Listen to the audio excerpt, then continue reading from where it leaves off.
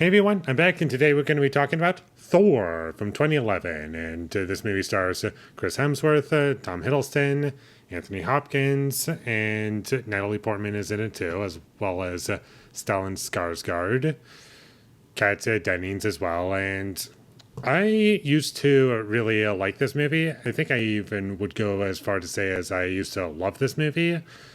And I just found it to be very entertaining, and the comedic moments really worked for me back then. And it was just a film that connected with me overall, and I just loved seeing it, and just seeing Thor interact with people and all that kind of stuff was very funny to me when he was on Earth. And that was my main attraction to this movie back then. Now, 15 years later, it doesn't really hold up as much for me as well. There are things that I do like about it. I do think that the performances are pretty good. I like Chris Hemsworth as Thor in this movie a lot, and Tom Hiddleston is good, but unfortunately, this is like the one movie out of the entire MCU where we get serious Loki and not more charismatic, fun Loki, as you might want to call him.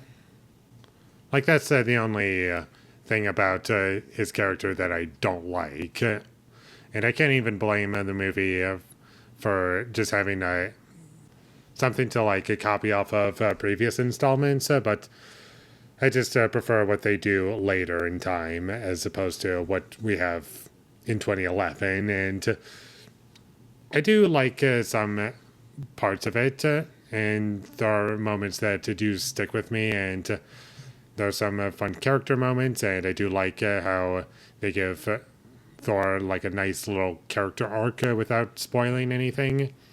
And the music in the movie was somewhat memorable to me. It wasn't great, but I can remember it at least, which is more than I can say for just about any other MCU film after this point.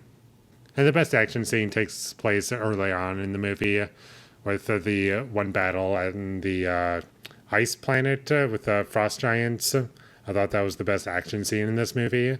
And it's entertaining enough, but unfortunately, the action overall just isn't really something that I would call great. It's kind of a mess. It's just too many cuts, and there's no satisfaction to anything that's going on, unfortunately. And while I was personally never bored while watching this movie, I just couldn't help but think that the movie didn't really offer a whole lot outside of just simple entertainment.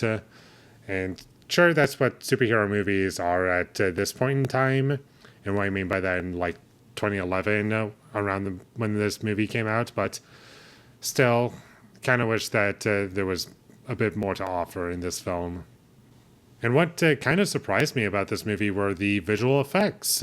They were very inconsistent in this film, and on one hand, they kind of look dated at times, but I almost want to say I can give it a pass because it's 2011 and we're more familiar with how visual effects look. But unfortunately, where I kind of take that back a little bit is that this was a year after Iron Man 2, and the visual effects in that movie look great. So, not sure what happened there. Maybe it's just given to someone who's not really great with visual effects. And one thing that I kind of forgot about when these different MCU films came out, like Phase 1, is that I believe all these different movies were owned by different studios. I could be mistaken about that, but I was like, oh, wow, I forgot that Paramount originally had the rights to this movie. That's something that I didn't remember. But anyways, that was just one thing that really stood out to me as like not great. And there was a moment where Thor was screaming and he was in the middle of the movie. It's like the one action scene that takes place in the middle, and Thor's just trying to get his hammer back, and that was kind of cheesy. And there's also some bad dialogue in this movie that really did not work for me, and I just found it to be kind of irritating. And ultimately, I didn't really feel much emotion while watching this movie, and I was just kind of sitting around, okay, yeah, that's fine.